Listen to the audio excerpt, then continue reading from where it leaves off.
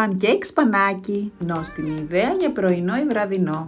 Στον μπολ ρίχνουμε σπανάκι και ένα αυγό, 30 γραμμάρια βρώμη, μισή κουταλιά baking powder και λίγο αλάτι, όπως και λίγο νερό. Τα ανακατεύουμε στο ραβδομπλέντερ και ρίχνουμε το μείγμα στο αντικολλητικό σε χαμηλή φωτιά.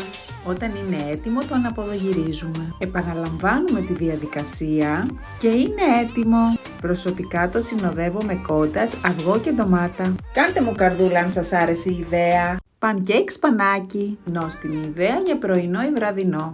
Στον μπολ ρίχνουμε σπανάκι και ένα αυγό, 30 γραμμάρια βρώμη, μισή κουταλιά baking powder και λίγο αλάτι, όπως και λίγο νερό. Τα ανακατεύουμε στο ραβδομπλέντερ και ρίχνουμε το μείγμα στο αντικολλητικό σε χαμηλή φωτιά.